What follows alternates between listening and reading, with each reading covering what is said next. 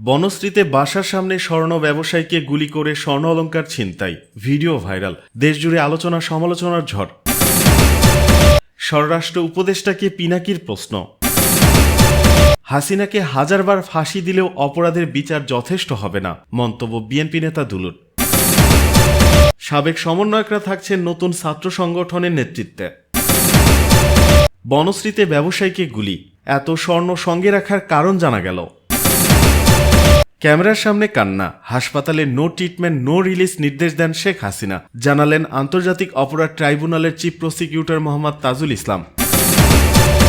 বনশ্রীতে বাসার সামনে স্বর্ণ ব্যবসায়ীকে গুলি করে স্বর্ণ অলংকার ছিনতাই, ভিডিও ভাইরাল, দেশজুড়ে আলোচনা সমালোচনার ঝড়।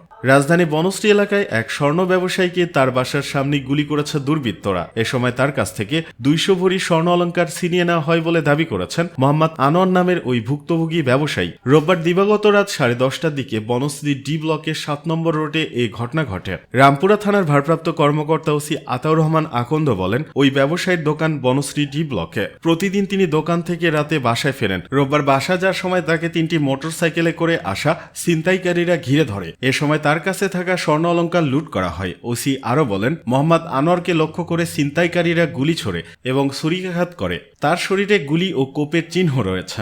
এই ঘটনায় কাউকে আটক বা চিহ্নিত করা যায়নি, তবে পুলিশ ইতিমধ্যে ঘটনাস্থলের আশেপাশে সিসিটিভি ফুটেজ সংগ্রহ করছে। ছিনতাইকারীদের শনাক্ত করে দ্রুত গ্রেপ্তারের জন্য কাজ করছে পুলিশ।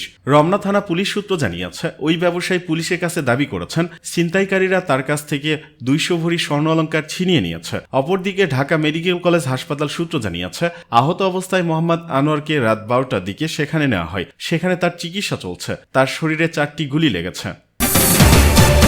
এদিকে স্বরাষ্ট্র উপদেষ্টাকে পিনাকির প্রশ্ন। দেশের আইন শৃঙ্খলা পরিস্থিতি নিয়ন্ত্রণে স্বরাষ্ট্র উপদেষ্টাকে কয়েকটি প্রশ্ন ছুড়ে দিয়েছেন লেখক, ব্লগার ও বিশিষ্ট অনলাইন অ্যাক্টিভিস্ট পিনাকি ভট্টাচার্য। নিজে স্বরাষ্ট্র উপদেষ্টা হলে তিনি যে সকল পদক্ষেপ নিতেন সেগুলো তুলে ধরেছেন। আজ সোমবার সকালে সামাজিক যোগাযোগ মাধ্যম ফেসবুকে তার ভেরিফাইড পেজে এক পোস্টে তিনি এসব বিষয় তুলে ধরেন। পিনাকি স্বরাষ্ট্র উপদেষ্টাকে প্রশ্ন করে লিখেন, স্বরাষ্ট্র উপদেষ্টা, আপনি কয়টা থানা ভিজিট করেছেন? কয়বার আপনার বাহিনীর লোকদের সাথে মাঠে গিয়ে দেখা করেছেন? তাদের সাথে তাদের ক্যান্টিনে খেয়েছেন? তাদের পরিবারে খোঁজ নিয়েছেন? তারা যেন উদ্বুদ্ধ হয় এমন কাজ করেছেন, কথা বলেছেন। তিনি আরও লিখেন, যে বিশাল বাহিনীর নেতা আপনি, সেই বাহিনীর লোকেরা যেন বুঝে আপনি তাদের পিতার স্নেহের নেতৃত্ব দিচ্ছেন। তাহলেই ওরা আপনার জন্য হাসতে হাসতে জীবনটাও দিয়ে দিতে পারবে। আপনার কোনো পরিকল্পনা লাগবে না, কোনো প্রণোদনা দেওয়া লাগবে না। তারা নিজেরাই নিজের কাজটা সবচেয়ে ভালো করে করার চেষ্টা করবে, কারণ সে জানবে আপনি আন্তরিকভাবেই আপনার বাহিনীকে নিয়ে গর্ব করতে চান। পিনাকি ভট্টাচার্য লিখেন, গভীর রাতে প্রেস কনফারেন্সে ডেকে আলগা সিরিয়াসনেস না দেখিয়ে রাতেই যদি নিজে টহল দল নিয়ে ঢাকার এলাকায় এলাকায় যেতেন, আজকেই পরিস্থিতি পাল্টে যেত। তিনি লিখেন, আমি স্বরাষ্ট্র উপদেষ্টা হলে আজকেই গাড়ি ভর্তি করে খাবার আর পানীয় নিয়ে প্রত্যেকটা টহল দলের সাথে দেখা করতাম, তাদের উৎসাহ দিতাম, সারা রাত ঢাকার রাস্তায় চষে বেড়াতাম, নাগরিকদের সাহস দিতাম। সকালে ফজরের নামাজের সময় একটা মসজিদের সামনে দাঁড়ায় থাকতাম, মুসল্লিদের সালাম দিয়ে কুশালাদি জিজ্ঞেস করতাম। যতদিন আইন শৃঙ্খলা ঠিক না হয় ততদিন এই কাজ করতাম। প্রত্যেকটা নাগরিক নিরাপদ বোধ না করলে আমি ঘুমাইতে যাইতাম না। মাঠ থেকে নেতৃত্ব দিতে হয় রে ভাই। হাসিনাকে হাজারবার ফাঁসি দিলেও অপরাধের বিচার যথেষ্ট হবে না, মন্তব্য বিএনপি নেতা বুলুর। বিএনপি নির্বাহী কমিটির ভাইস চেয়ারম্যান বরকতুল্লাহ বুলু বলেছেন, স্বৈরাচারী শেখ হাসিনা গত 17 বছরে বিএনপির হাজার হাজার নেতাকর্মীকে হত্যা, নির্যাতন, মিথ্যা মামলা, গুম করেছে। তার বিচার এই বাংলায় করতে হবে। শেখ হাসিনা যে অপরাধ করেছে, হাজারবার ফাঁসি দিলেও তার বিচার যথেষ্ট হবে না। রবিবার দুপুরে খান জাহান আলী দরগা মাঠে এক সমাবেশে তিনি এসব কথা বলেন। দেশের নিত্য প্রয়োজনীয় পণ্যের মূল্যবৃদ্ধি সহনীয় পর্যায়ে রাখা, অবনতিশীল আইন শৃঙ্খলা পরিস্থিতির উন্নতি ও দ্রুত নির্বাচনী রোডম্যাপ ঘোষণার দাবিতে বাগেরহাট জেলা বিএনপি এ সমাবেশের আয়োজন করে। সাবেক সমন্বয়করা থাকছেন নতুন ছাত্র সংগঠনের নেতৃত্বে।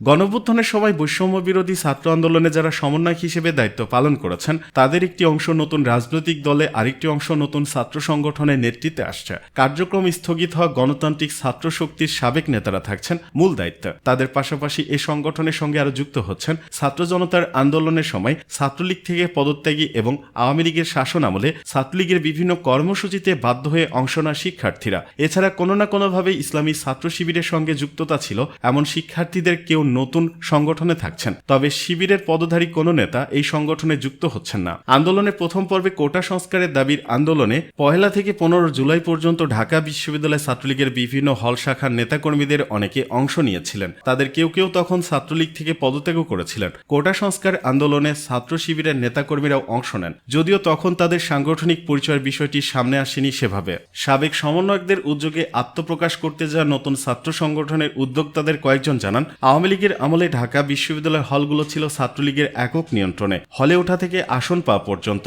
সবই নির্ভর করত ছাত্রলীগের নেতাদের ইচ্ছার উপর। হলে থাকতে হলে ছাত্রলীগের কর্মসূচিতে অংশ নেওয়া ছিল বাধ্যতামূলক। এক্ষেত্রে উদাহরণ হিসেবে মাস্টারদা সূর্য সেন হলের আবাসিক শিক্ষার্থী আশিকুর রহমান ওরফে জিমের কথা বলেছেন ওই উদ্যোক্তারা। আশিকুর ছাত্রলীগের সূর্য সেন হল শাখার কার্যনির্বাহী কমিটির সদস্য ছিলেন। কোটা সংস্কারের আন্দোলনে সমর্থন জানিয়ে তিনি প্রথম ছাত্রলীগ থেকে পদত্যাগ করেছিলেন। পরে আশিকুরের মতো অনেকে আন্দোলনে সমর্থন দিয়ে তখন ছাত্রলীগের পদ ছেড়েছিলেন। ঢাকা বিশ্ববিদ্যালয়ের বিভিন্ন পর্যায়ে কমিটি থেকে পদত্যাগ করা নেতার সংখ্যা 2 শতাধিক হবে।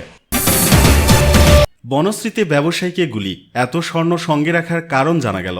ঢাকা রামপুরার বনশ্রী এলাকায় আনোয়ার হোসেন নামে এক স্বর্ণ ব্যবসায়ীকে গুলি করে তার সঙ্গে থাকা 200 ভরি স্বর্ণ ও নগদ 1 লাখ টাকা ছিনিয়ে নেওয়ার অভিযোগ উঠেছে। কিন্তু রাতে নিজের কাছে এত স্বর্ণ রাখার কারণ কি, এমন প্রশ্ন ছিল অনেকেরই। এবার জানা গেল সেই কারণ। গতকাল রবিবার রাত 10:30টার দিকে বনশ্রী ডি ব্লকের 7 নম্বর রোডে 20 নম্বর বাড়ির সামনে এ ঘটনা ঘটে। ওই বাড়িতেই থাকেন আহত আনোয়ার। তিনি বনশ্রী সি ব্লকে 5 নম্বর রোডের অলঙ্কার জুয়েলার্সের মালিক। আহত আনোয়ারকে ঢাকা মেডিকেল কলেজ হাসপাতালে ভর্তি করা হয়েছে।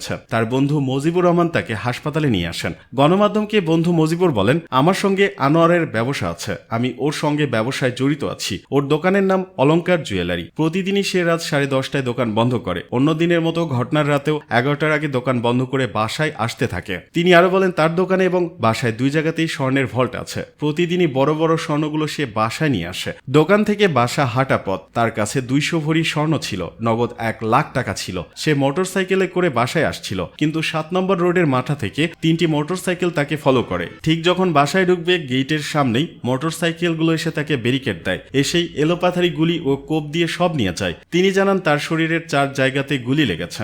সে দীর্ঘ 20 বছর ধরেই বনশ্রীতে ব্যবসা করে।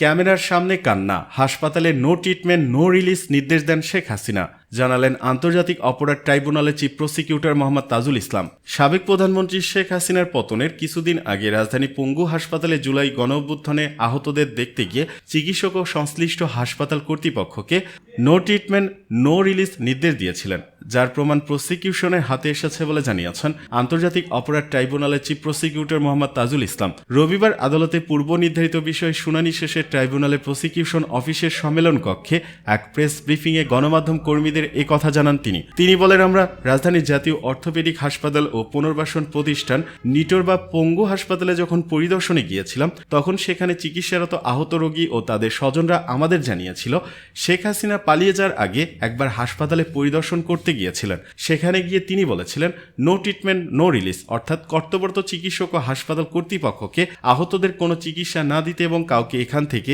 বাইরে না যেতে নির্দেশ দিয়েছিলেন তিনি। চিফ প্রসিকিউটর বলেন, রোগীদের পাশাপাশি এই নির্দেশনাবলীর কথা সেখানকার ডাক্তাররাও আমাদেরকে জানিয়েছেন। এর তথ্য প্রমাণাদি আমাদের হাতে আছে, আমরা সেটাই আজ আদালতকে জানিয়েছি।